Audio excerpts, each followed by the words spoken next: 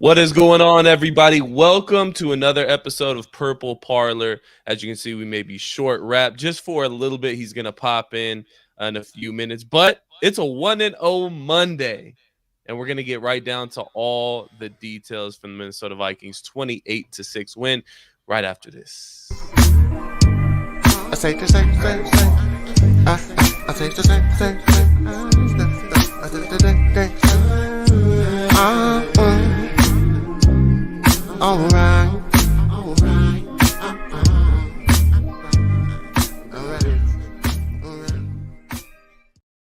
What is up, guys? Welcome in. As you can see, it's myself, SK, here with the Realistic Randy. Like I said before, Rap's going to tap in just a couple minutes. But we're 1-0 on a Monday. How is everybody feeling? I'll start with you, Randy. Well, this is the fun part of covering the NFL. Because during the offseason, all throughout the offseason, it's all about projections and what we think will happen. Now that the regular season is officially in action, instead of projecting, we're now reacting to all the great things that we saw, or at least for the teams that won and have good things to talk about. We're one of those fan bases where we can sit and throw a party tonight. Man, hey, there's so much to talk about. And I realized that after my post-game vid yesterday, I left out another two people because I've never seen, I can't remember the last time I've seen a game like that, SK, where they don't play down to their opponent, where they actually play based on their skill set. And clearly you have an inferior team, and they dominated. They won by 3 scores. Yeah, it's been a while. I mean, the last game that kind of immediately comes to mind is maybe the Chargers game. That was the away/home game, but I don't think that was like a season where we made the playoffs and it was like this, crunch time deal where we got to get the win or anything like that, or that we are so much better than another team. That was, a Chargers team that we were kind of equal with, but this is what it was. And 2017 against the Bengals, that's probably the one that stands out for me the most, that you can really relate the different games to. But kind of what you pointed out is you left 2 people off the list of who you needed to give shout outs to or whatever. I mean, this might be a regular thing for the Minnesota Vikings, but having wins like this to where it isn't just a couple guys that stood out and it's just like, okay, well, we got the win. This was, you can literally point to every position group on this team, and there was somebody that showed up. And I mean, outside of maybe the corners, but that's a good thing because we didn't have many opportunities to see Daniel Jones really test these corners. So, I mean, 28-6, man, 22-point win. It's been a very, very long time. I forgot how this feeling was. Feels great. I'll take it a step further. It's so overloaded with deserving praise for these players that I can honestly only think of 2 players that I would leave off. But getting back to the main point, the main 2 guys, obviously, we'll talk about them, I'm sure, Brian Flores and Sam Darnold. That's who I talked about in the post-game vid yesterday. And then once I logged off, I realized that I was just so caught up in the moment that there are at least another 2 guys that are deserving of a lengthy praise, and I'm going to do it right here. SK, we got a run game, man. Aaron Jones is giving us the exact opposite. I know Alexander Madison, that's your boy. I understand that. Hey, he did his thing. He did his thing in Las Vegas, He did, and that's fine. But Aaron Jones is different, man. He averaged almost 7 yards per carry, got a touchdown, and only on 14 carries, got damn near 100 yards. This man, the fact that he can do edge runs, he can run between the tackles, and the center and the guard positions yesterday were a disaster, but that didn't slow him down. This is a guy that can make something out of nothing. He can adjust on the fly, and that's going to be a big deal. It's this Vikings team. Everything has to really go right for this team to be successful. Sam Darnold's not the greatest quarterback out there, but he's good if his receivers are on point, if the offensive line is holding up, the defense, if they can be smash mouth. We certainly saw that yesterday. Everything has to be on point for this team. That especially includes the run game. That's going to help out a guy like Sam Darnold and Aaron Jones. And I think KOC went a little bit overboard towards the end of the fourth quarter. Jones didn't need to get those extra snaps on the second to last possession. I think it was just a waste of time. You don't want to risk injury. He missed 6 games last year for Green Bay due to injury, but we got a run game now. And that's crazy. And the second guy I want to get to, actually, no, react, Aaron Jones, you guys. Because I'm Go ahead, fired. Rap. As we can see, Raps joined us. Good? It was Wifey's here. birthday today, so he had to do his husbandly duties.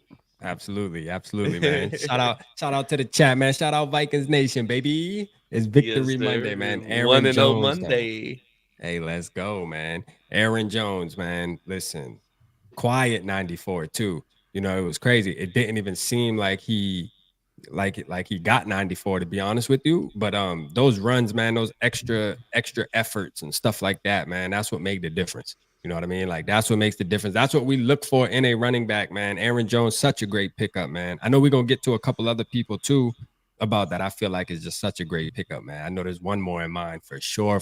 But Aaron Jones definitely played a hell of a game, man. Shout out my boy. Yeah, I mean, Aaron Jones is the obvious kind of, I'm not going to say savior, but the guy you look at when you look at this running game.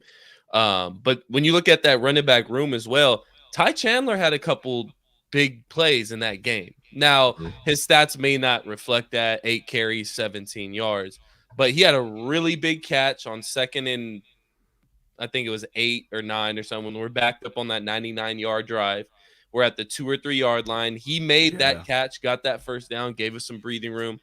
And it might have been the very next play that Sam Darnold hit Justin Jefferson downfield on that kind of rainbow shot downfield, which was one of the highlight plays of that game. So shout out to Ty Chandler as well. But Aaron Jones, and as long as he can stay healthy, man, like you said, we have a run game. And when you have a run game and when you pair it with a defense that we had yesterday, and now it's the Giants, it's Daniel Jones. We're not going to shut every team out to 6 points, and 3 of those points came off the turnover from CJ Ham.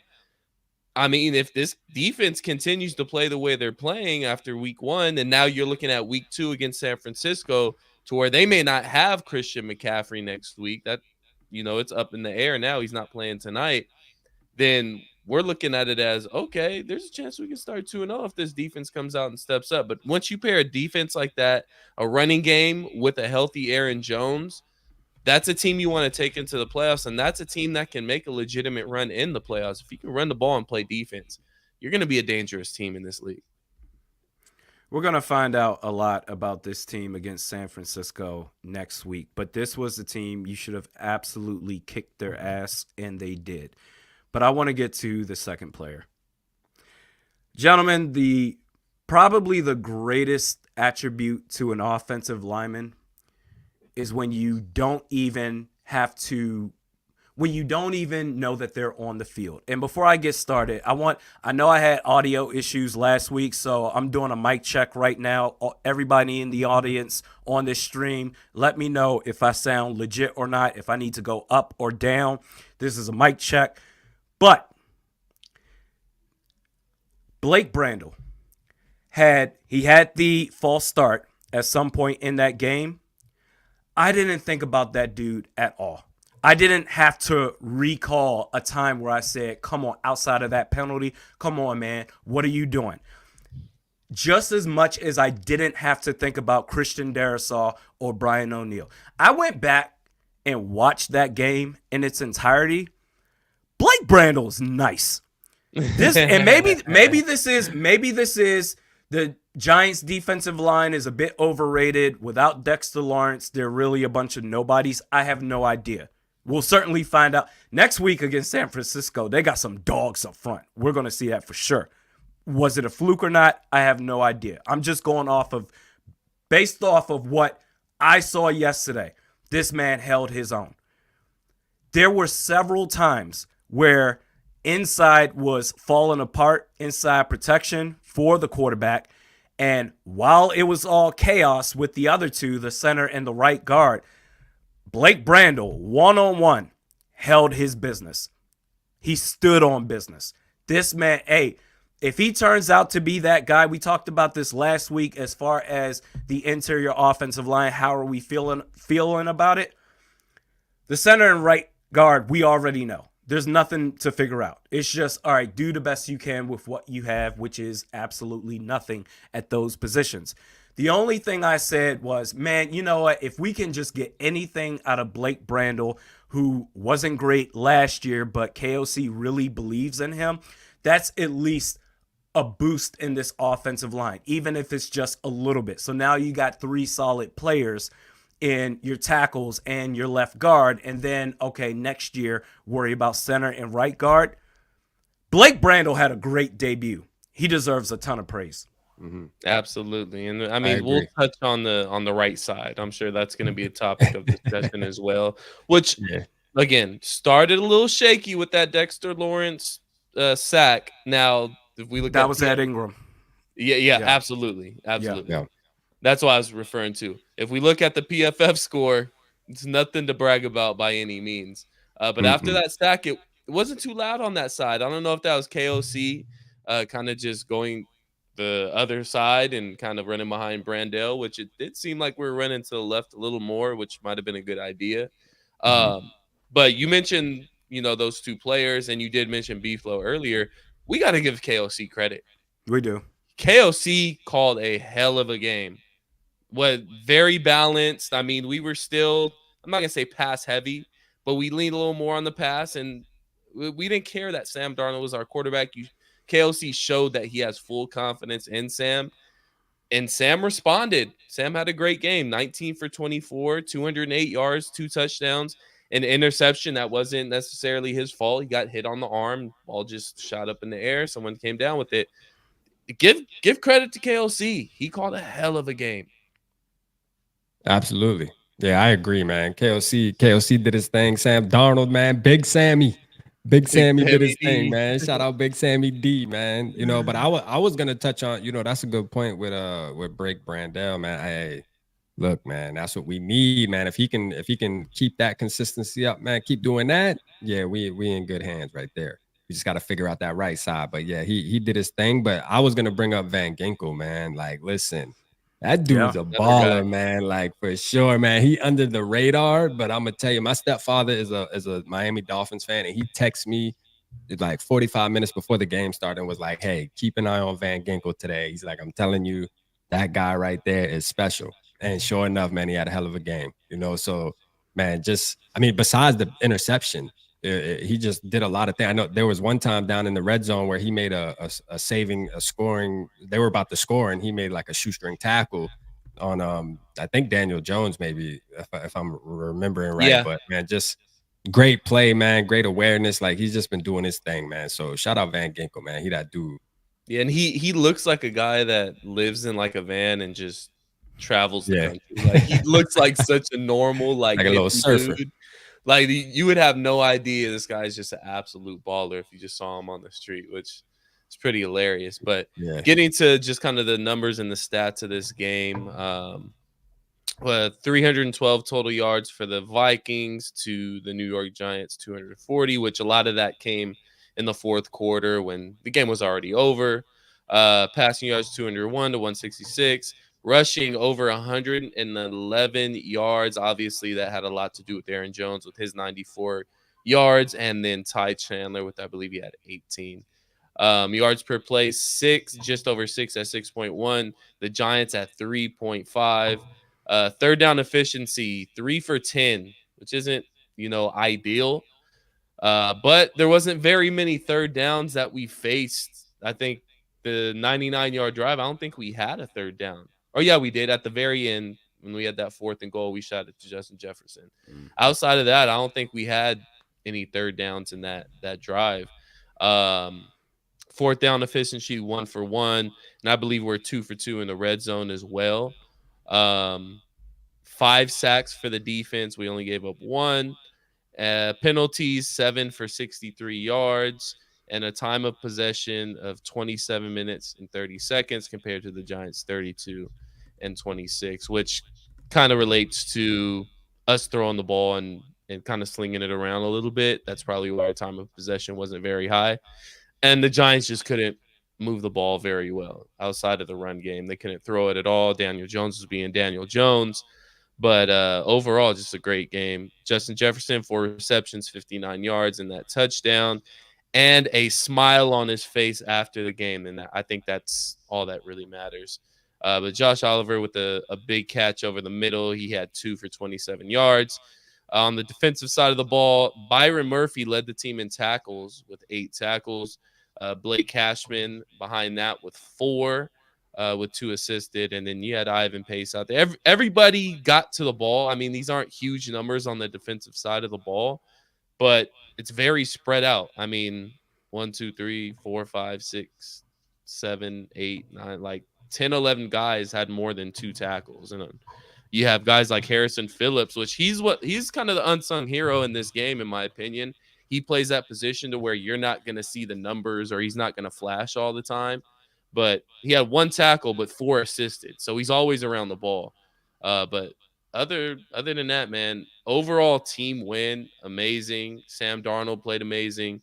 Justin Jefferson had his moments, but that's just what he does.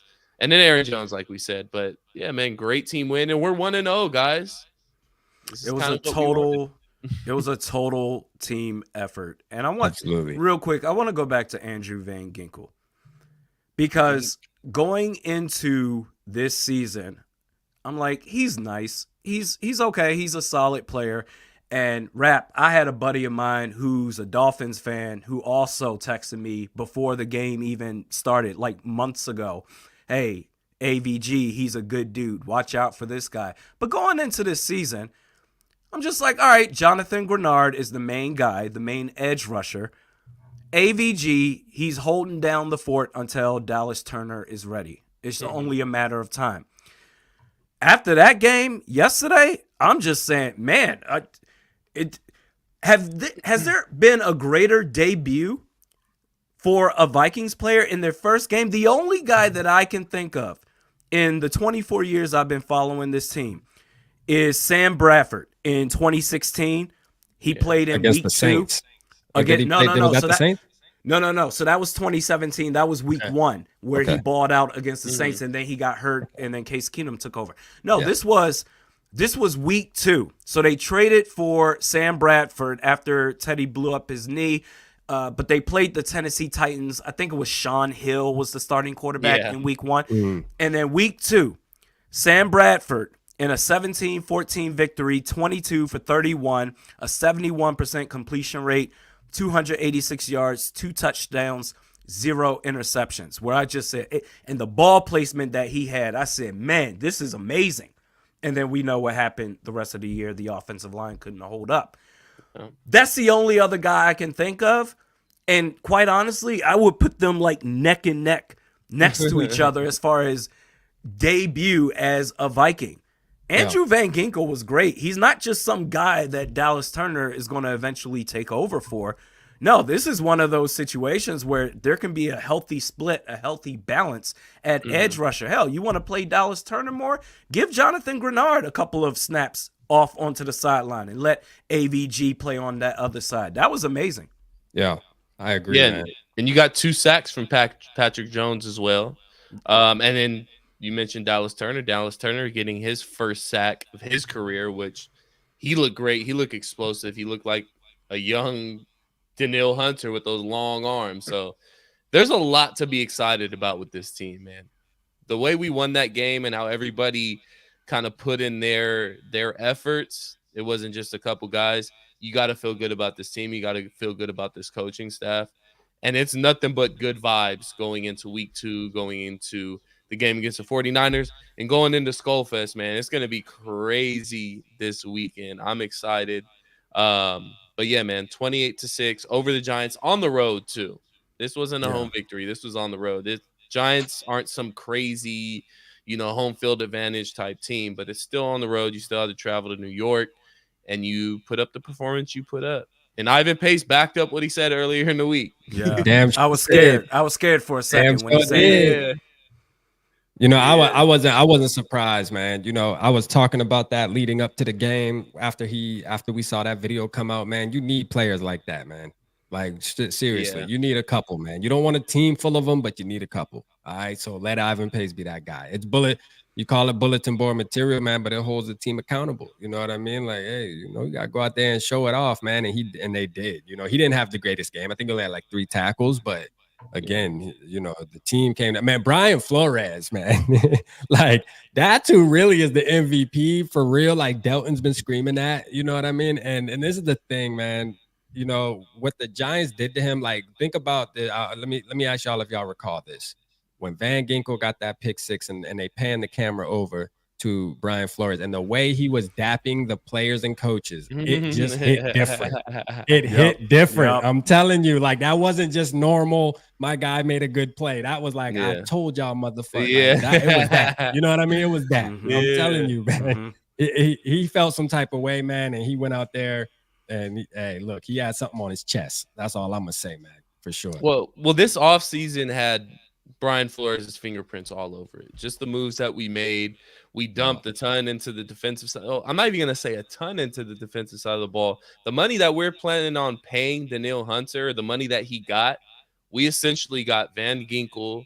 I think we paid Grenard a little bit of money there, if I'm not mistaken. So probably a little more than Danielle Hunter overall between all the players.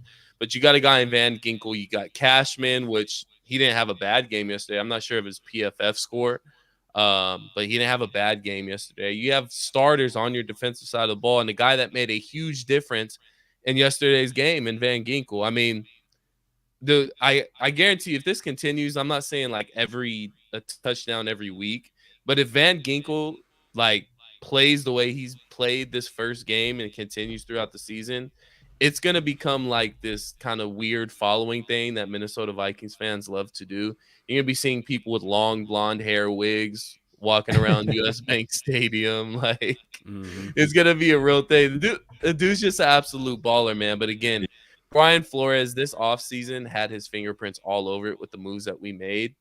And at least in week 1, it's come to fruition. I think his dream or his goal of what he wants his defense to be, we got the first taste of it in week 1. But I mean, leaves the question. This is kind of what I put on the description here is could this team be a top 5 defense this year?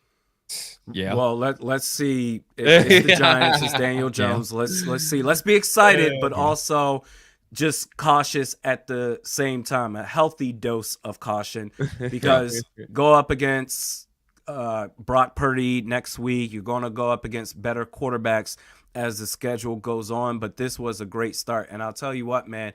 As long as the league feels that Brian Flores is a pariah, and they're going to close the doors. I mean, they did it on Bill Belichick. Yep, they've done it so many times.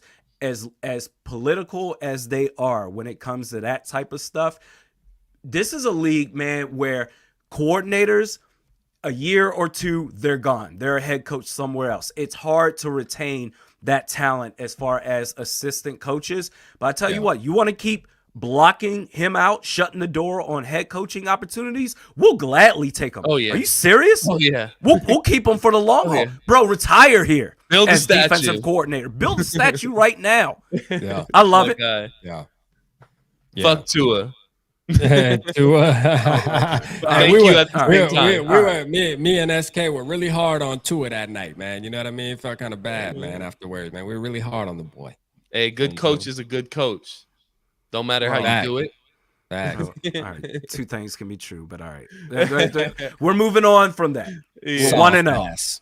Okay. Yeah, so Rap kind of was definitive with his answer. He said, yes, we're going to be a top 5 defense this year. Randy says, well, hold on, let's pump the brakes. Well, I think we can be a top 5 defense, for sure. Oh, absolutely. It's possible, yeah. I mean, in this, we all understand it's the Giants, it's Daniel Jones. But at the same time, to start a season the way that you started it, and the fashion that you beat a team on the road, regardless of what team it is.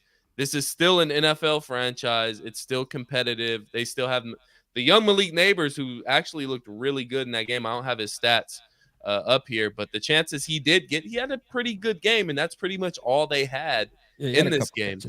Yeah, he had a couple catches, but that's going to be a given. So that what you did in week 1 against the team on the road, that's going to shoot a lot of motivation into this team. And the sky's the limit, man. If Sam Darnold can continue to play the way he's playing, if our offensive line can continue to play the way it's been playing, we have a really good shot at being a playoff team. And obviously, this is super, super, ahead of time, but it's only week 1. You have a legitimate chance of being a really good playoff team and possibly win this division. I wasn't super impressed by Detroit yesterday, especially that defense. Well, week 1 is always going to be clunky for most teams. Now, credit to the Vikings, that wasn't the case. We'll certainly find out. This is a team that if everything goes right, they can make the playoffs.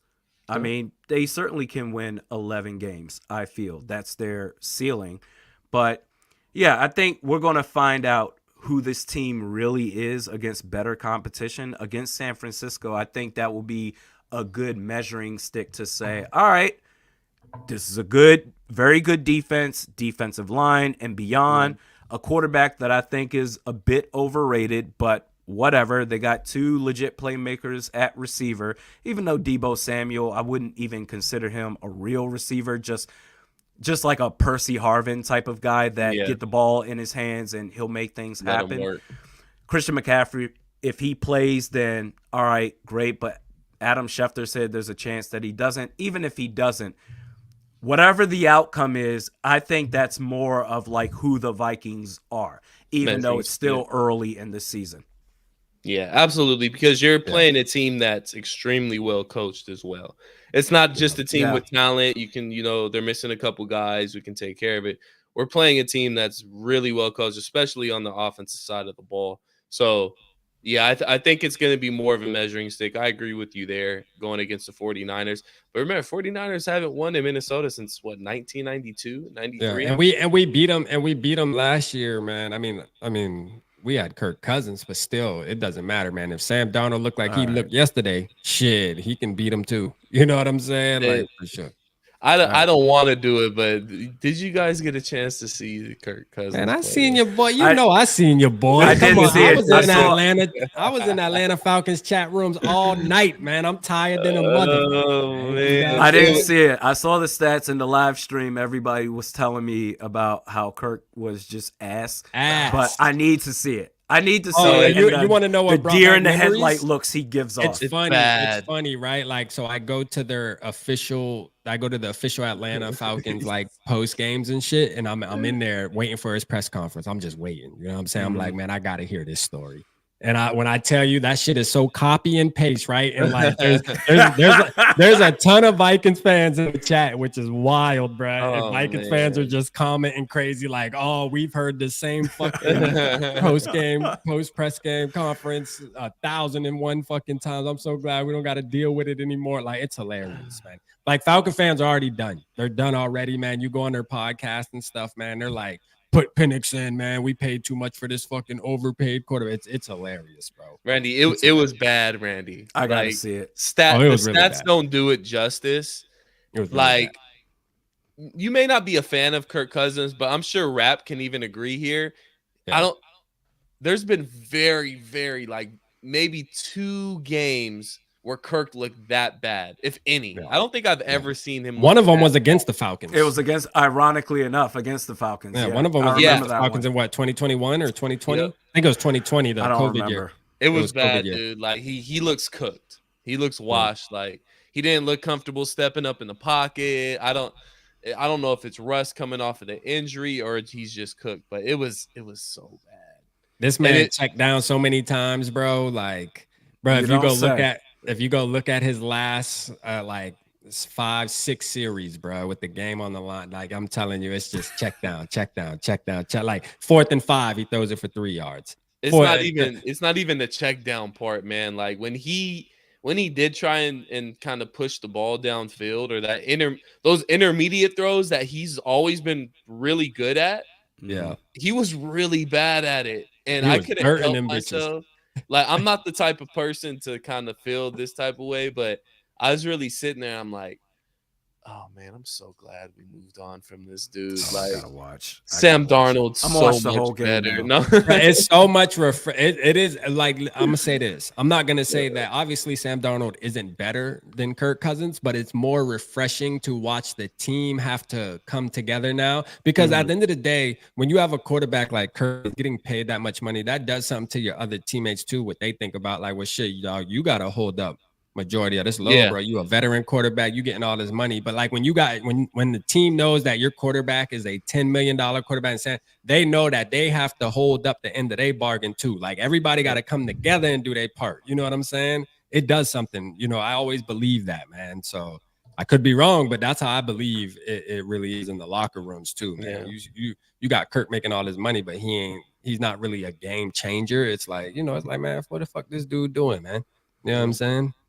Well, Well, and things Sam get- Darnold yesterday, it's like a breath of fresh air because, and obviously he's not better than Kirk Cousins, but we saw something that we really didn't see much of from Kirk Cousins, in the fact that I'd like to know how many times he got pressured in that game, because he was going through it. He faced a lot of red, whatever the hell, Montreal Canadian jerseys that the Giants were wearing. He Yeah. faced a lot of that yesterday, and he was maneuvering in the pocket, fighting for every chance that he could to get the ball off.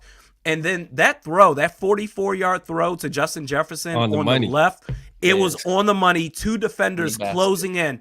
Great ball placement. It's like, hey, that whole cliche that we've been saying, never had a supporting cast like this before, and KOC called a hell of a game. Those things for a quarterback who at least has some heart and guts to make the tough plays, that's going to make all the difference in the world than a guy who has all the talent in the world but needs a pat on the back once in a while and still shits the bed when big time moments come up. Yeah. I told the Giants fan, because I had Giants content creators I was working with this week, man, leading up to the game and after the game. And, you know, that we were talking about Sam Darnold and Daniel Jones. And I was telling them, like, listen, these guys are the same fucking quarterback. Like, you know what I mean? I know y'all might feel like Daniel Jones is on some type of pedestal, but Daniel Jones is ass, man. You know what I'm saying? Like, he got to prove some shit, right? Just like our quarterback going into this game. But I'm going to tell you, man, yesterday, Sam Darnold damn near separated himself. Listen, and I told them it's because of the coach. That's why I'm a KOC guy, bro. Like, it's one thing to try to get, and I'm not going to go crazy because I know it is only 1 week. I understand that. But it's one thing to try to get Josh Dobbs to do that, but Josh Dobbs isn't that style of quarterback. Your boy Sam Darnold, he's the style of quarterback that can throw that ball downfield accurately. You know what I mean? It has all the arm talent, man, and can get out of the pocket enough. Like, he's mobile enough. Like, he's athletic. You know what I mean? He's been like that since college, to where Kevin O'Connell, if he can just beat it in Sam Darnold's head to, hey, trust the process for one, and trust your teammates. Like, because everything Kevin O'Connell runs is all based on timing, man. So just trust the timing, man. If I tell you it's there, it's there. Just do it, you know? And if he can get that, because a lot of you remember how Kurt used to do patting the ball, second guessing if he should let it go. Just let the shit go. I'd rather take an interception downfield. At least you throwing it to number 18, bro. Facts. Yeah. Like, I mean, just let the ball go, man. You got to let the ball go. And shit, yesterday we seen it with Sam Darnold, for sure. The biggest thing, he went like 12 for 12, didn't he? Before he started the game 12 for 12. He was on fire. He was on fire. So the biggest thing that stuck out to me with Sam Darnold yesterday, and you could see it in his body language, is his confidence. The dude was extremely confident, not just in himself, but you can tell he was confident within the system as well. He knew where everybody was going to be at. He looked extremely comfortable in the pocket. When he needed to move, he moved. When he needed to step up, he stepped up. He looked extremely confident. On top of that, he looked extremely comfortable. Those are two things that are major when you're playing the quarterback position, especially when you're playing in a new system, which they keep saying it's a new system, but it's not technically a completely new system. It's just different verbiage for the most part. But he was extremely confident. And when you're confident as a quarterback, you tend to play really, really good. And that's exactly what he played like yesterday. So if he can continue to play as confident as he played in week 1, again, I keep saying this with everything we're talking about, we have a chance to be a really good football team. A really good football team. And it starts from the top down. And you got to look at KOC. You got to give the man credit again, not just for his scheme and his play calling yesterday, but you also got to give him credit for giving Sam Darnold that confidence. I mean, he's done it time and time again with multiple quarterbacks. We keep seeing this regardless of who's taking snaps under center for the Minnesota Vikings, whether it was Josh Dobbs. Now, we all know how Josh Dobbs ended, but those first 2 or 3 weeks, Kevin O'Connell had that ship running very, very well. When Nick Mullins stepped in, now we don't need to get on the whole Nick Mullins back and forth, but a guy stepping in who's a third-string quarterback and you're throwing for 400-plus yards, I mean, the coach is putting you in a position to be successful. It's your fault that you're turning the ball over. But he's doing it again with Sam Darnold, which, yes, he spent a year in San Francisco as the backup quarterback and probably earned some confidence in there. But overall, before he got to San Francisco and before he came here, he was dead on arrival. I mean, nobody cared about Sam Darnold anymore. Nobody thought Sam Darnold was capable of being a good quarterback or a competent quarterback in this league. And again, KOC does it with another new quarterback under center for the Minnesota Vikings, playing very well. So confidence and comfortability from Sam Darnold can take you a long way as a franchise and as a team. And I don't know how y'all fellas feel, but I'm definitely not going to go full blown, Sam Darnold the man yet. I'm not going to do that. I like to learn from my mistakes, okay? Because we did this as a fan base with Josh Dobbs. We had motherfuckers wearing astronaut helmets and all type of shit. You know what I'm saying? Like, so, hey, look, I'm here for it. As far as week 1, I'm embracing it. I see the vision. So that's the first step. Is I see the talent there based off yesterday, and we got to always remember and remind ourselves that it's the Giants though, bruh. Like the Giants made that ass be the worst team in the NFL other than the Panthers. Like that is a fact, bruh. So like we just got to see, like we just got to see what happens. But so that's why this week's so important. We're watching the 49ers play right now. We get to go up against them in the bank. Let's see if we come out with some confidence and see if Sam Darnold can do it in front of the home crowd while we in the building. And then after next week, if we get a good game, or it doesn't have to be perfect, right? We don't expect perfect from Sam Darnold. But if he has a game where, hey, even if we do take the L, it wasn't his fault. He did his job. And it was, man, we'll start riding with him more and more. As the weeks build up, man, we'll start becoming, it'd be Big Sammy D for real. You know what I'm saying? Sammy D. I mean, here's the thing. With a guy like Kirk, we talked about it earlier, with a guy getting paid that much money, you expect him to show up week in and week out. No excuses. Expectations are high. We're paying you over $100 million, however much million per year. When you have a guy like Sam Darnold where you're paying, $5 million for this year, 10 million. We're kind of expecting him to fuck up somehow, or expecting him to have a really bad game, to where when eventually that does come, it's like, well, okay, you kind of get what you pay for in this league. We knew one of these games was going to happen eventually. You kind of accept it. But when do we get to a point, and again, we're kind of getting ahead of ourselves a little bit here, but it's still going to be a topic of discussion if he continues to play this way. What week do we finally accept it if he does string together 4, 5, 6, or however long you feel, puts together these games? When do you start fully believing, like, wait a minute, okay, hey, Sammy Dimes, he's really that guy. Like how long? I think by the bye week. Bye week we'll have 5 games in, and you're going up against some really good teams. I mean, these are 4 straight teams. Well, Aaron Rodgers and the Jets, they don't really count to me. Whatever. But we're gonna see how they look tonight. Everybody's their run game looking bad. Their run defense looking bad. That's true, but the national media is still kissing their ass because it's Aaron Rodgers and whatever. But that said, minus that Jets game, these next 3 games, you're going up against quality opponents. Well, actually, that as I'm saying that right now, I'm realizing Jordan Love probably is not going to be there. So Yeah. Okay, let's say he doesn't play. Let's say after the Rams game, right before Halloween, I'll say. Okay. I And think that's going to be it. that Packers game is in Lambeau, right? I'm The almost sure Packers it's in game Lambeau. is at Lambeau Field. Yes, I mean you're going up against Malik Willis Yeah. potentially, so that Yeah. you should make light work of them. So Mhm. I'll say 3 more games after, or 2 more games after the bye, Detroit, and then at the LA Rams. Let's say you're 5-2, 4-3. I think that's good enough to be like, okay, maybe we have something here. And that's the thing about KOC. Yes, we've seen moments of quarterbacks come in and look good, but the next thing we have to look for is consistency. Josh Dobbs, the first couple of games, the Falcons, and then the Saints. Okay, that worked out well for us, and then it went straight to hell after that. Nick Mullins was Nick Mullins. We just have to see consistency from this point forward. JJ McCarthy, I mean, he's out for the year, and that stinks, but you brought in Sam Darnold as the insurance policy and really the starter in the first place, with the idea that McCarthy wasn't going to be ready, even though it turned out he actually could have made an argument to start against the Giants. But Sam Darnold is the guy that you signed up for in the first place. I say after that Rams game, you're over 500. Okay.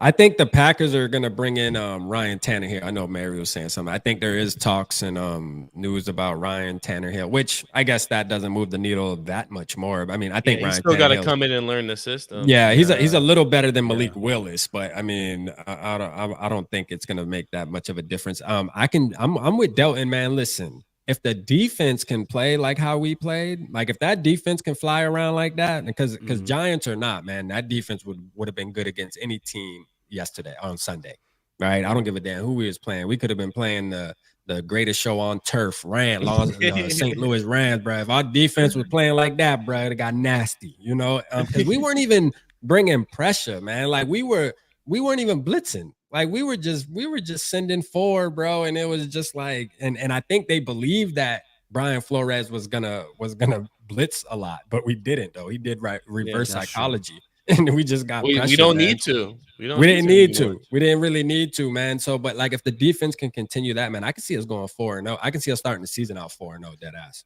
Well, that's the biggest. It's setting up for us. It's setting up for us now. I'm gonna tell. Listen, right? It's setting up. The Packers losing their quarterback. All right, that's week 4, right? We played in week 4.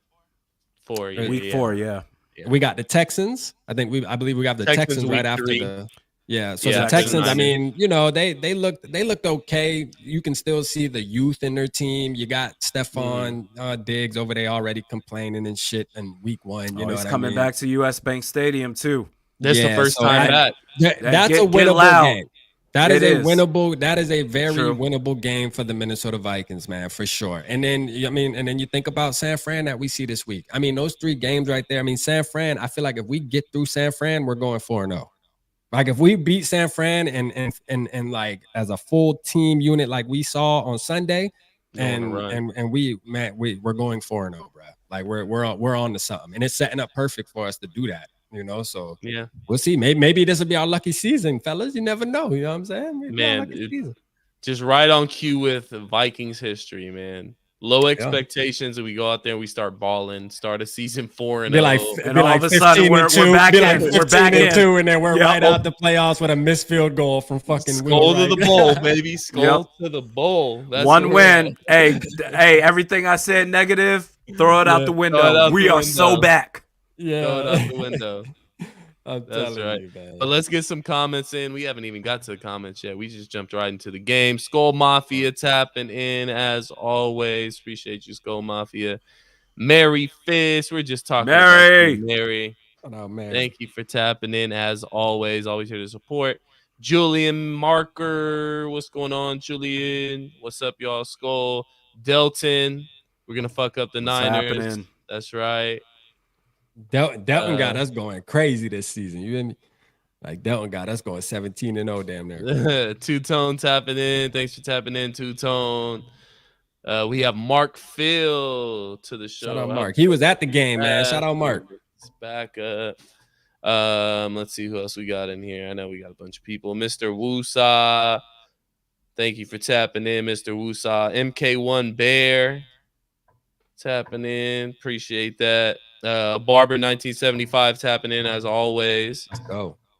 Yogi's in the house. Yogi. Shout out Yogi, man. Yogi back on the up? scene. Yeah, man. Yogi's Shout back out on the Yogi, scene now. man. Oh, Thanks for tapping in, Yogi.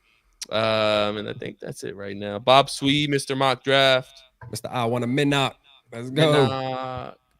Thanks for tapping in. And then we have Kane that tapped in. Thank you for tapping in, Kane. Mr. Too Evil to Hope. I shouldn't even put this freaking Cut comment McCarthy. up. Man, Too Evil to Hope, man. Just Shout out our boy, man. Love trolling us about McCarthy. And you wanna know what? You wanna know what I love about Too Evil too, man? Like before the game, I did a pregame show, and he was like, "Hey, it's time to get it." It's like the seriousness came out right before. You know what I mean? Like gone. The troll was gone, and the real Vikings passion, the real Vikings fan he just couldn't hold it back, right? It comes out right before kickoff. You feel me? Like the reality. So yeah, but we actually got something that we need to go back and touch on from last week's show, and we kept record of this. I'm not very proud of it. Rap might be a little proud of it here. Yeah, you know, I called it, man. But we picked some other NFL games last week, other than the Minnesota Vikings game, and we kept track of who picked who. Okay. So not that we're keeping score or anything, No, you know, but just bragging rights. Yeah, a little bit of bragging rights. Week 1, you know. But first game that we did was KC versus Baltimore. Myself and Randy went with Baltimore. And No, I said KC. You sure about that? I'm on record. I said KC. I said because we might have to rewind the tape, cuz we can rewind it all we want to. Listen, I said Lamar Jackson sees Kansas City as the boogeyman. He struggled against him in the playoffs. I said he's not going to be able to win at Arrowhead. Watch the tape. So you buy yourself come on, man. I know what I picked. I picked KC. Okay, I picked KC. We might have to go back on that and review the tape. We'll get back to you on that one. Somebody go review the tape, man. Go to the last episode. All you gotta do is fast forward to when we start. I bet Mary knows. I bet Mary knows. I'm gonna look for Mary. I picked Kansas City. All right. So second game was Green Bay Philly, the Friday night game. Myself and Randy went with Green Bay. Yes. Raph went with Philly. Facts. Now, facts. Jordan Love got hurt, but the game looked like he got hurt. Yeah. Hey, listen, it was bad enough that y'all picked me. What we're not gonna do this week is sit here and make excuses for the Packers. Let's not do that, fellas. Come on. Look, see. Hey, Too Evil never lied. No, I don't know. The troll himself. No. Mary's got my back. Mary's got my back. Forget all that. I don't know. Mary said Randy did. Randy did pick KC. He did what? I picked KC. How is it? Wait, if one of y'all forgot, that's one thing. Both of y'all just magically forgot about it. I do believe he picked KC. I think he did pick Mahomes. All right, I might have wrote it down wrong. Yeah. We'll go back and check. We'll next check game. Tape, Next game was Tennessee versus Chicago. We all picked Chicago, and we were almost we should have been all wrong. Yeah, should have been all wrong. Yeah, Tennessee. If we want to talk about some of the worst teams in the league, Tennessee's right there with the Giants, there with the Panthers. Tennessee's bad. They're really, really bad. Yeah. Caleb Williams threw for 92 yards or something like that. Bro, I posted a picture. 46% completion percentage. It was bad. Bro, I posted a picture. Their offense scored 0 points. The Bears defense and special teams scored all 24. Oh my God. Yeah. Same thing. And it's funny. I posted the other picture too with Justin Fields. The Steelers defense the Steelers special teams alone scored 18 points. The total 18 points they had offense scored 0 with Justin Fields. And people, people like, oh, I told y'all Justin Fields. Bro, they scored 0 points on offense with Justin Fields. All field goals. You know what I'm saying? But no, Will Levis literally threw the game away. I don't know if you've seen the highlights of that game or watched that game. Yeah, no, literally did. Yeah. He literally threw the game away. The dude was getting sacked. They were up in the game here. They're up 1 point. I think there was like maybe 3-4 minutes left. And the dude's getting sacked, and he tries to like shovel pass it out of bounds. Yeah. and it was just pick 6 down the sideline. Like it was bad. Will Levis is terrible. Yeah, Tennessee it Titans was are terrible. yeah, But Tennessee Chicago Titans. wins. We are all right on that. Mhm. Denver versus Seattle. We all went with Seattle. We were right. 3-1 so far. All this shit we heard about Bo Nix. Oh and how my he's God. gonna Well, be this Knicks was ass. Oh my man. God. I'm sick of hearing about it. I don't even want He's gonna prove all the doubters wrong, and he's Sean having a Payton. sensational training camp. Get the hell up out of here. I watched that game. I actually watched that game too, because it was after the Vikings game, or at least I catch the second half of that game. Yeah. And I was saying to myself, I'm like, man, I can't have this dude ball out. I'm a hater to the core with this guy, because I put all my hatred into how much he was just overrated at Oregon. What? Same guy. Same guy. Same guy. Check down like a motherfucker, dog. And just it was, bro. Oh like, my God. He just looks for the shortest open guy, like whatever. This dude, man, this dude is ass, man.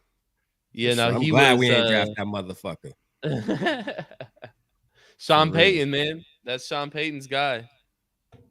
So in the Seattle game, he went 61% completion percentage, 138 yards on 42 attempts. Let me pull it up. Oh my God. I got to get those yards per attempt. Please hold. I got you. That shit probably like 3 and some change. I Our fucking running back got more yards per attempt than this motherfucker, man. It was bad. Okay, here we are. Why is it not pulling up right? Dude, ass, man.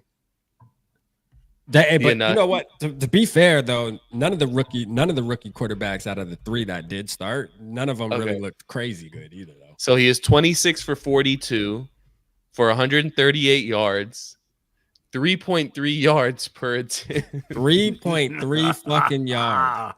Two Bro, interceptions. That is running back numbers, dog. 2 interceptions, no touchdowns, and a quarterback rating of 47.5. This dude is fucking ass. That's who he is. And we were baited into trading up for JJ We were McCarthy. baited into that. You want to know why? I can guarantee you if JJ McCarthy would have started yesterday, bro, he would have balled the fuck out on the Giants. He wouldn't have put up that on my shit. But you know what? You did bait us into drafting JJ McCarthy because we wanted no parts of fucking Bo Nix, because that was the next quarterback up, and we wanted no parts of that guy. He wasn't worth a first round pick. Oh my KLC would have been pissed, because he would have been like, bro, why are you throwing the fucking check down when I got Justin Jefferson running a corner right out there wide open? Why are you throwing it to CJ Ham in the fucking flat? He would have been pissed at Bo Nix. They wouldn't have drafted Bo Nix. If that was all that was there, they would have took Brock Bowers or somebody. Yeah, I agree with that. So next game up was Dallas at Cleveland. We both went with Dallas, and it was an absolute ass beating. Yeah, ass. Deshaun Watson. Oh my gosh, bro. Ooh, man. At this point, every offseason we can stop maybe things have changed this year. He's washed. He's it's over with. He's finished. It's over with.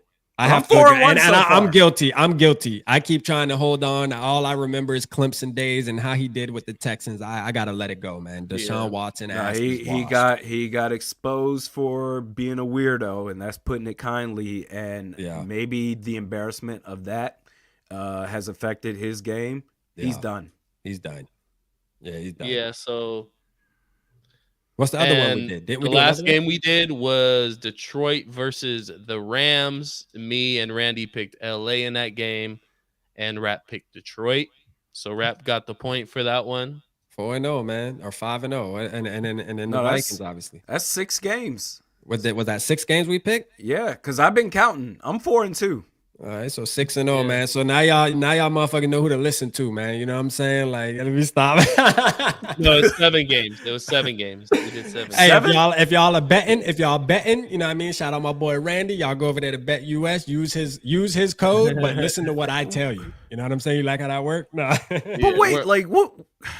7 games? That kind of whatever. KC, Baltimore, Green Bay, Philly, Tennessee, Chicago, Denver, Seattle, Dallas, Cleveland, Detroit, LA, and then the Minnesota game. Yeah. All right. Oh, so I'm 5. Wait, so I'm 5-2. Yeah, I'm 5-2, 5-2. which is good, which is really good, really good, really good. You know, What?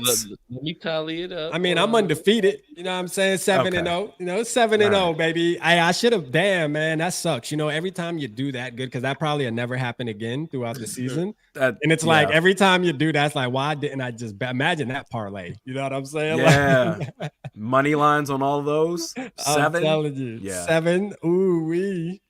Yep. He said, "Ooh, That's the dream, to hit on just a crazy ass parlay Damn. with like 7, 8 legs. I'm telling you. And I could have did it if I'd have just went with my heart. God damn it. Yeah. No. So Rap was 7-0. Randy was 5-2. 5-2. 5-2. Yep. And I was 4-3. Still winning record, all baby. right. Still winning All record. over 500. All over 500. Yeah. You know what I'm saying? Yeah. So it's, and since we did that, I think we're gonna make it an every week thing here. Yeah. So let's pull up the games Pull for up the next games. week. Let's do. And we're gonna make let's our do picks FOMO. again. And you guys feel free to put your picks in the comments as well. I know half of you are probably watching us and then also watching the San Francisco. Too Evil said Randy didn't pick KC. Hold up. Too Evil. Did you go watch the tape? Did you? Hey, we've got 2 people on record that said that I picked KC. Mark, I don't know. Mark man. went back. Mark literally said, I went back and looked, and yes, he picked the Chiefs. Okay. Yes, Randy said Chiefs. I went back. All right, Mark. I don't know. Right, Too Evil. I think I believe Too Evil, man. All right, Mark. Mark legit. Right. Mark went back. Mark took the time to go back and rewind the tape, man. You know what I'm saying? Mm. All right. So obviously we'll finish up with the Vikings game for our picks. Yeah. But let's see. I'll do some random games. First game that comes up, Buffalo Bills at the Miami Dolphins. That's a Thursday night game. Nice. At Miami? At Miami. Give me the Dolphins. Ooh, okay. At home, warm weather. This is where they usually thrive. It's only when they have to go to Buffalo, especially in the later fall, winter months where it's super cold and they can't function in that environment. Their house, warm weather, they're good. I'll take it. Okay. Yeah, I'm taking the Bills in this one. You know what I'm saying? I'm gonna go Bills. I think they played a gritty game this past Sunday. They came out with the Vic though, so that was important. And I don't know, man. It seems like the Bills just have the Dolphins number from what I remember, man. It's rare that the Dolphins. I know they did probably get a win like the last year at the beginning of the season, but man, the Dolphins, as far as I'm concerned, man, the Bills own them motherfuckers, man. Like, so I'm going with the Bills. I'm going Bills on that one. I'm gonna go Dolphins. It's a short week. Josh Allen hurt his hand in that game. They had him taped up. Is it Thursday night game? Thursday night game. Okay. Short week. So I'm leaning Miami. I wouldn't be surprised if the Bills win. But if I'm putting money on it, Josh Allen's hand's already banged up. It's not his throwing hand, so it's not that huge of a deal. But I think I'm gonna go with Miami here. Buffalo's defense is suspect. It's really bad. So yeah, I'm gonna go with Miami. Next game up, New Orleans at Dallas. New Orleans looked really good week 1. Now, granted, it's against the Panthers, but they put up 50 points, dude. But the Panthers are horrible, dog. 50 points is 50 points, dog. But the Panthers the horrible, Panthers are dog. really bad. Like, it's different. Yeah. Like, I mean, Adam it's one thing to Thielen say is it's a your bad football fault. team, but the Panthers are bad, bro. They might go 0-17, bro. Dead ass. They really might. Dallas then? I'm going Dallas. Yeah. I'm going man. Dallas is going to beat the shit out of the Saints. Yeah, I got Dallas too. Hey, that defense is looking really good under Mike Zimmer, man. We got to give him credit there. But we all knew great defensive but against the Browns, the Browns, the ass ain't looking too good on the O side. Because did they have Nick Chubb? I don't even think. No, he's hurt. Jerome Ford. Yeah, he's on. They don't have Nick Chubb. I mean, them boys just don't look that good on offense, in my opinion. All right, so next game we have Colts Packers.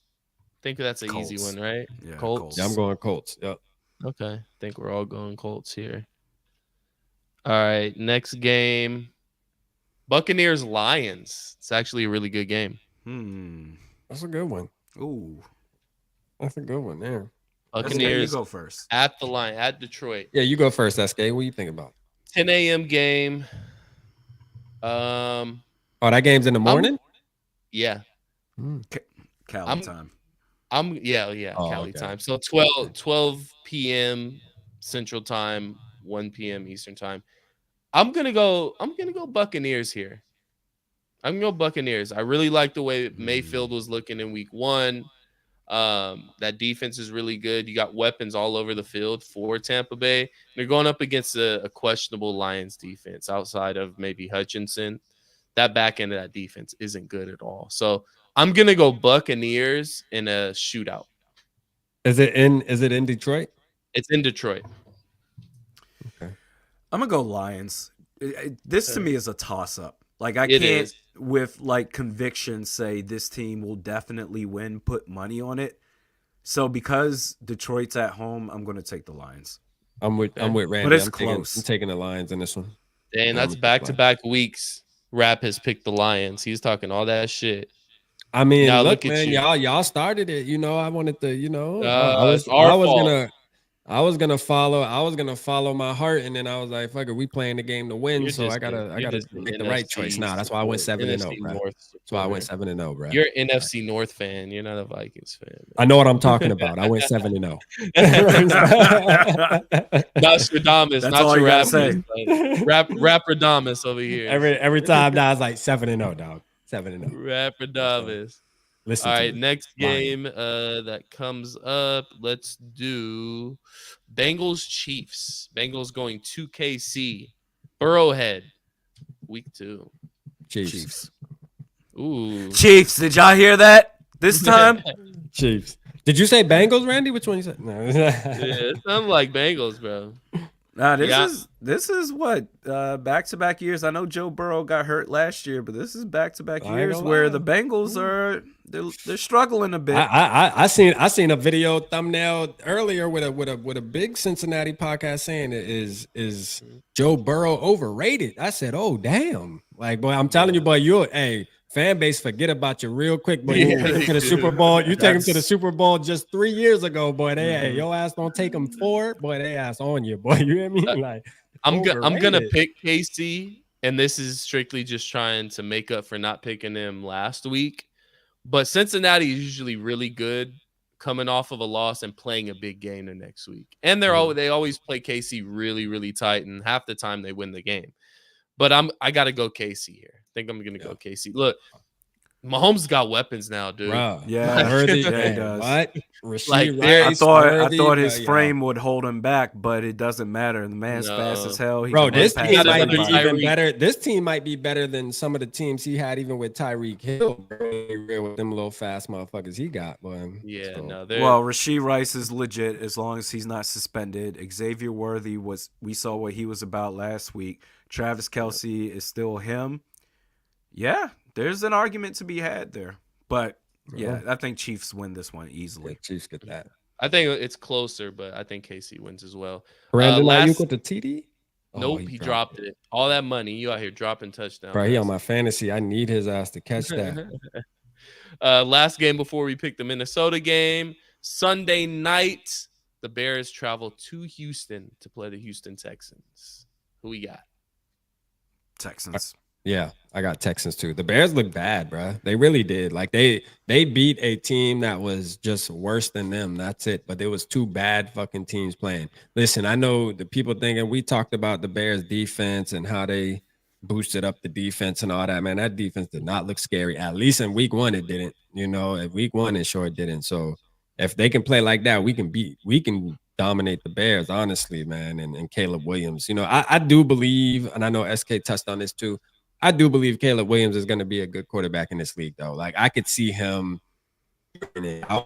Like, that's why I don't want to be too hard on these rookies. But when you're talking about like a Bo Nix with the 3 and some change average depth of touch like that, that's just ridiculous, man. You know, at least the other motherfuckers was throwing it downfield a little bit. You know what I'm saying? Like, taking some shots. But I think the Texans going to go in there and handle business for sure. Yeah, no, I got the Texans too. I think they're going to take care of business. Chicago's not a very good football team. Caleb Williams is going to be very good this year.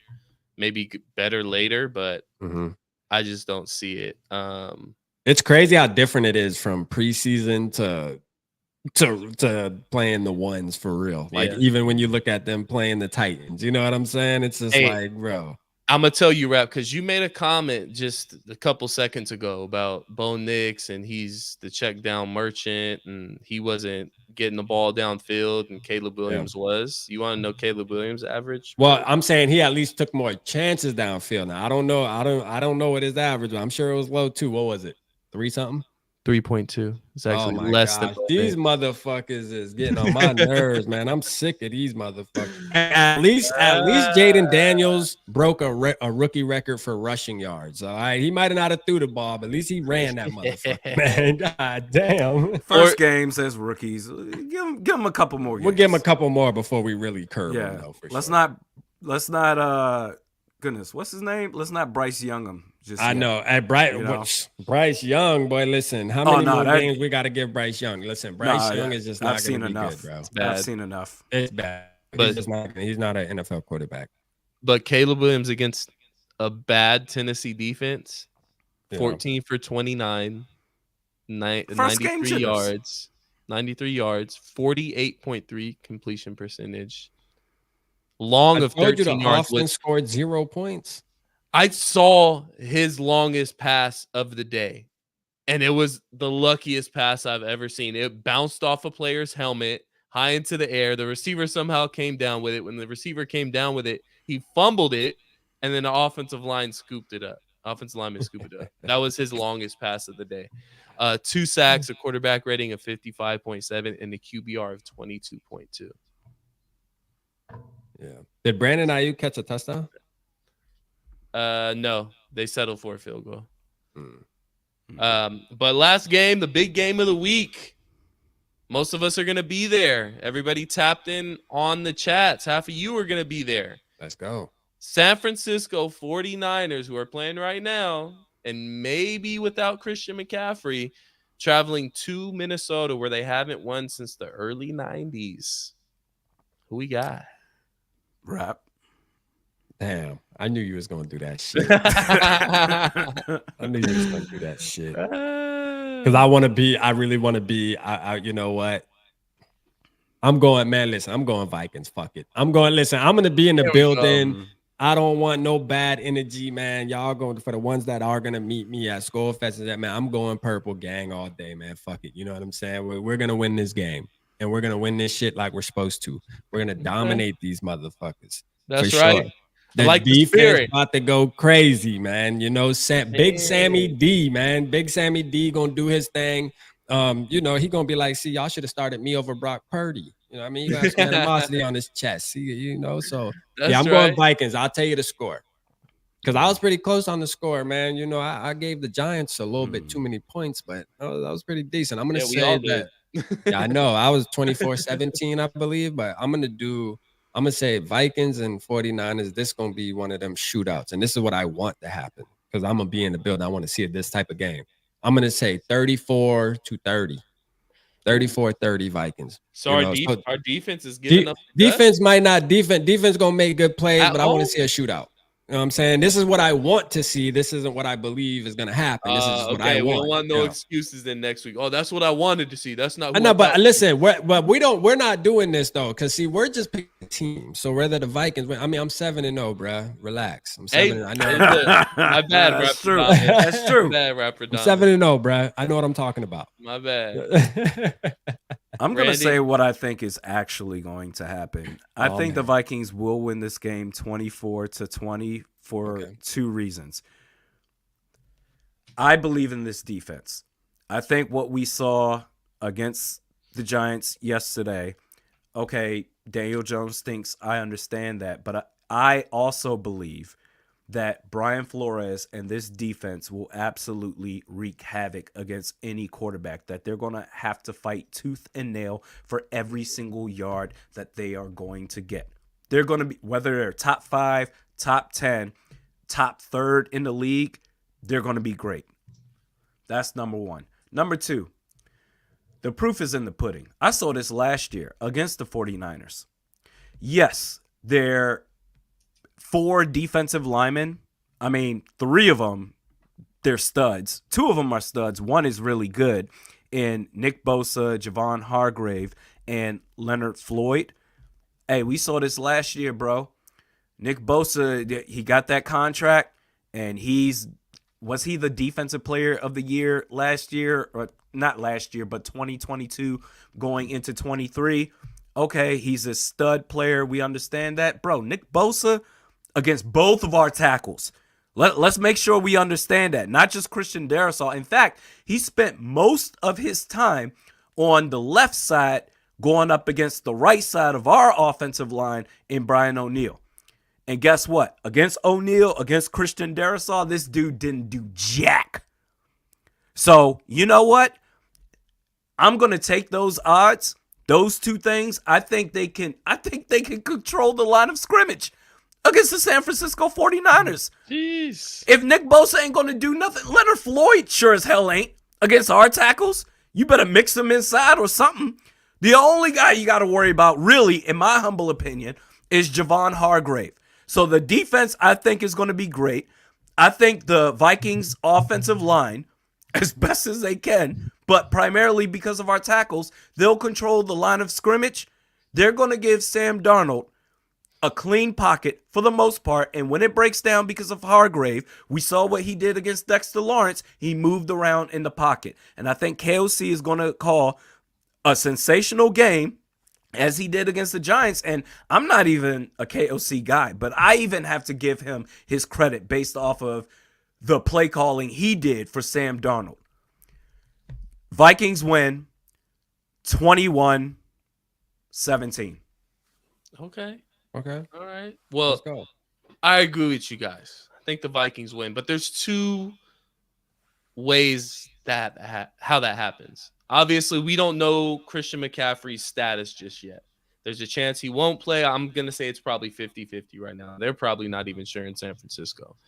So I'll give you two scenarios. If he does play, it's going to be an extremely close game. I think it's going to be a little more slow paced. It's not going to be so back and forth. I think we're actually going to lean on the run a little more. And I know it sounds crazy because it's the other team's running back. It has nothing to do with their defense. The 49ers have Christian McCaffrey. I feel like we're going to lean a little bit more on the run too, because the 49ers are a team that wants to just run the ball down your throat. They want to beat up your defense. They're going to predicate their offense off the play action, try to hit you over the top or hit you right behind your linebackers with Kittle, with Ayuk, and then do their reverses and their end arounds with Deebo Samuel. So if McCaffrey does play, it's going to be more low scoring. It's going to be a slower pace. But I think the Vikings squeak one out probably along the lines of 17-16. It's like a 1-point win. I could see something like that happening. If Christian McCaffrey doesn't play, Vikings win by double digits. Oh, okay. Vikings win by double digits. Okay. I'm not super impressed by this isn't the same San Francisco defense that it was 2-3 years ago, especially with the D'Amico Ryans calling the plays on the defensive side of the ball. They're weak on the back end of their defense. Our strong suit is our receivers. Now, Jordan Addison, his status is up in the air. I think that makes a big difference as well. But if Jalen Naylor plays the way he's been playing throughout the entire offseason, we didn't even touch on Jalen Naylor, who actually got in the end zone against the New York Giants when Addison did step out of the game, which, again, going back to KLC, that was a great play calling. And Mutt was wide open, too. Mutt was wide Yeah, he open was. for a Yeah, he touchdown, was. too. He had two options there. That's just how the play's drawn up. Great play. Yeah. But if Addison plays, well, I'm not going to say if Addison plays, whether he plays or not. And Christian McCaffrey, if he doesn't play, I think the Vikings win kind of handily.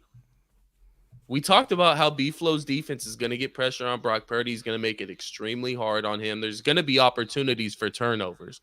We see it. If you watch the San Francisco 49ers and Brock Purdy, he doesn't turn the ball over a lot, but there's plenty of opportunities to get after Brock Purdy, and he does give you a shot at picking that ball off. So I think there's going to be opportunities for that. I think we're going to be one of those defenses that is known for taking the ball away. It's just how Brian Flores' defenses work. They get after it. They're very aggressive. They're going to jump routes. It's feast or famine almost. So I think our defense steps up. They play really good, especially with no Christian McCaffrey. Now you just got to hold down Debo Samuel enough. You got Ayuk, which Ayuk's really good. I think they overpaid for the guy, but Ayuk's really good. You got to worry about him, obviously.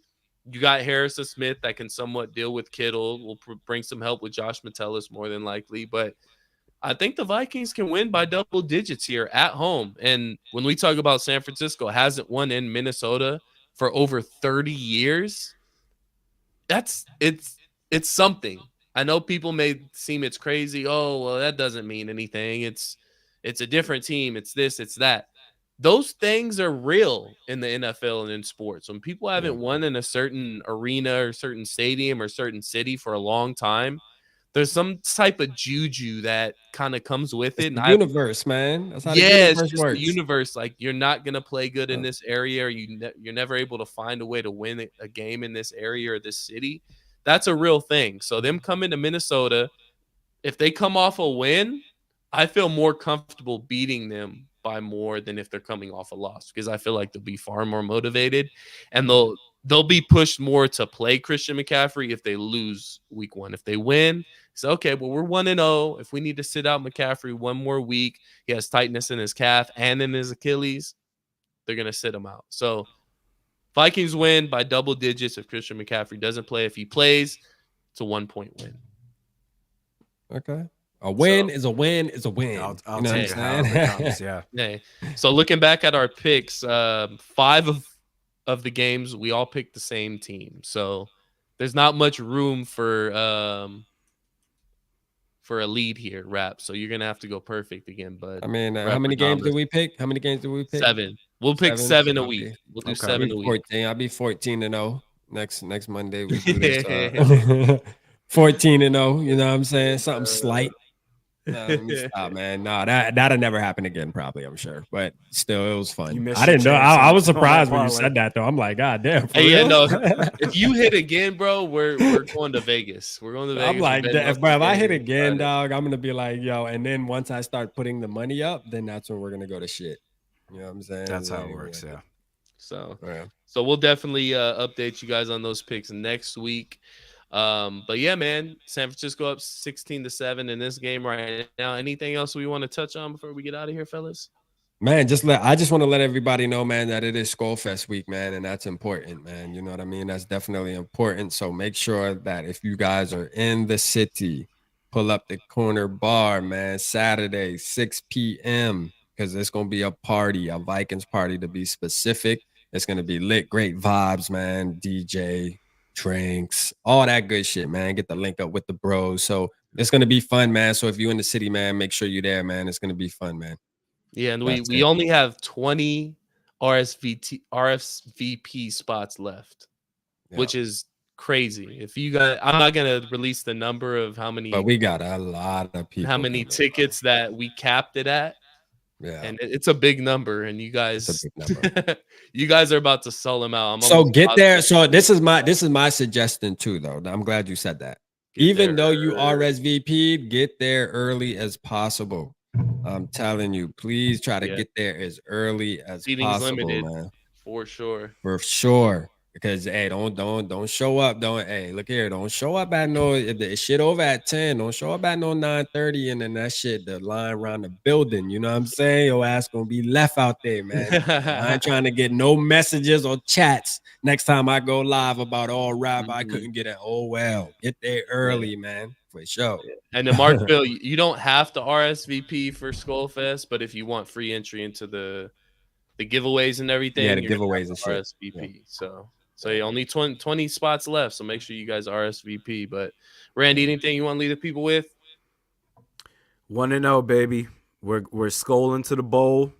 I'm believing until I see it go the other direction. Damn it, I need something to be happy about. That was as dominant as a performance by this team that I've seen in a long time. Yeah. That was refreshing. That you could watch it and just not stress out for the most part. Besides the first couple of drives, hey, Skull, let's go. Absolutely. Let's go, 1-0 Monday. Monday 1-0 1-0. Monday, man. Victory. I love Victory. it. Gotta feel good, man. I second that. Dominant Love it. victory. Gotta love what we saw out of this team, man. But again, Absolutely. we appreciate you guys for tapping in as always. This page is growing, man, and you guys are all a part of it. We appreciate the likes. We appreciate the comments. If you haven't already, hit that subscribe button to Purple Parlor. And as well, Sure. follow us on other social media platforms on Instagram, Purple Parlor 1, and on TikTok, Purple Parlor 4. So we post our clips up there. We might be getting some other content going throughout the season as well. So make sure you hit that follow on those social media platforms as well. But again, guys, thank you for tapping in. It's going to be Yeah, an man. exciting week for the people that we are going to see on Saturday. And hopefully we get another dub, man. Start the season 2-0 against a really good San Francisco team. I think it's possible. We all think it's possible. But we got a long week ahead of us, man. Appreciate you guys for tapping in. It's your boy SK, Realistic Randy, Rat. This is Purple Parlor. Until next time, y'all. Skol Vikings. I say the same. I say the same. I say the same.